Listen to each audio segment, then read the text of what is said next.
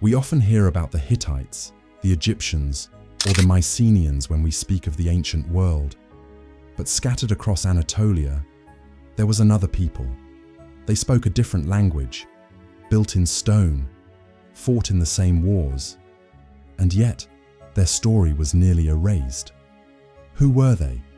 Why were they left out of the spotlight for so long? And how is it that their influence stretched across a land divided by kingdoms and shifting power?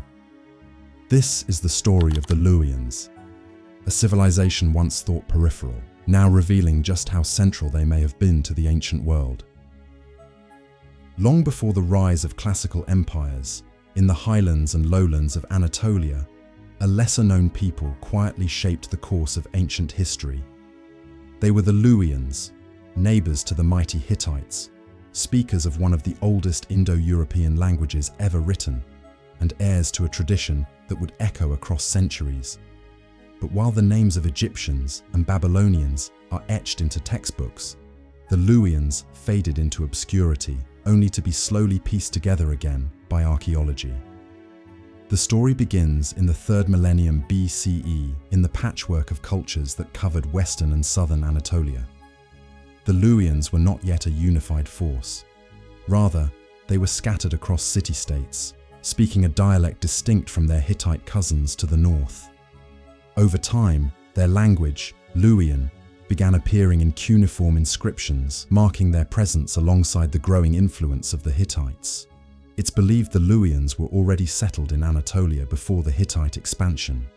They may have even descended from Indo-European migrants who arrived during the early Bronze Age. By the 17th century BCE, the Hittites had absorbed many Luwian-speaking regions into their empire. But the Luwians did not vanish. In fact, they adapted, integrated, and in some cases, thrived under Hittite rule. Their language became a key component of courtly and religious life in the empire. As the Hittite capital Hattusa rose in power, so too did the Luwians in the west and south. In Tarhuntassa, in Kizuatna, and later in Arzawa, regions that would one day form the backbone of Luwian identity, powerful local rulers emerged.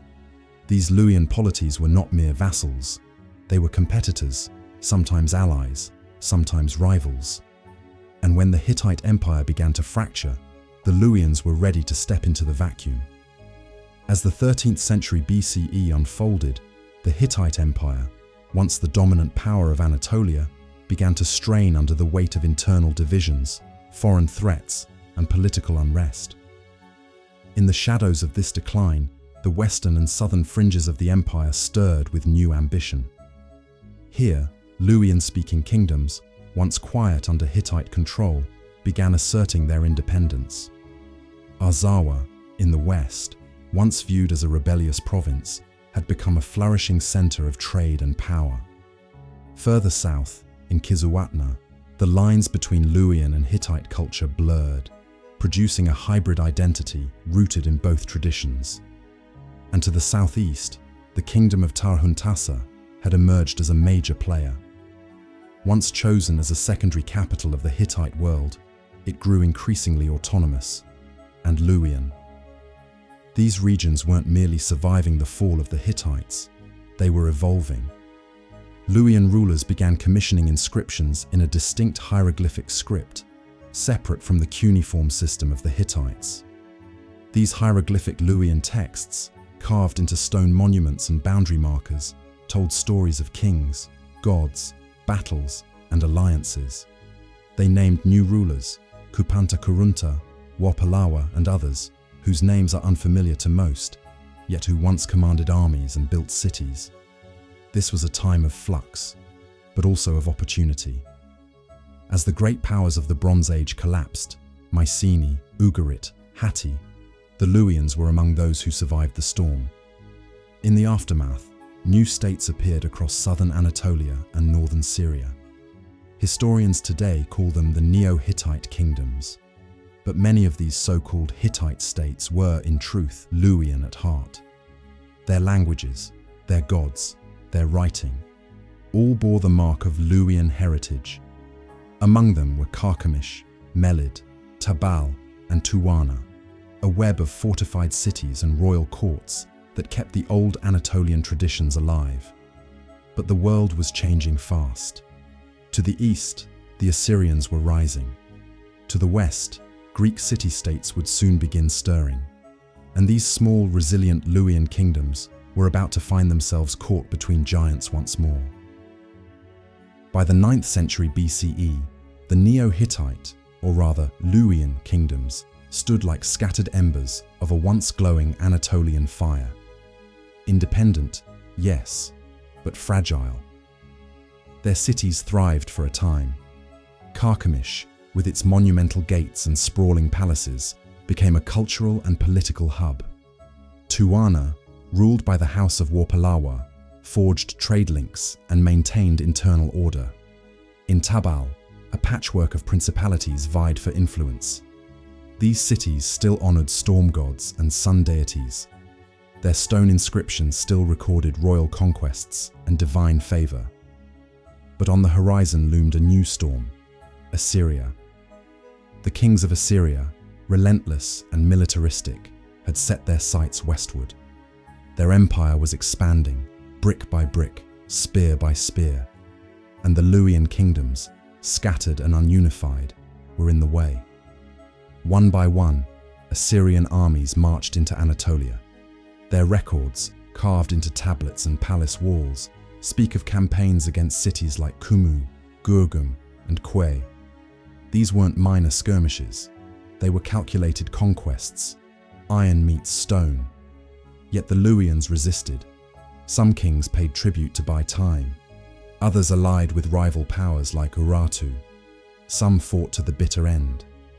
In the annals of Assyrian kings, we find accounts of sieges, of cities burned, of kings taken in chains. By the mid-8th century BCE, the Luwian kingdoms were no longer autonomous. Many had been annexed, their rulers replaced or killed. The once proud inscriptions ceased. The gods of Tarhunt and Kubaba faded from temples. The Luwian voice, that rich, resilient Anatolian language, began to fall silent. And yet, their influence didn't disappear.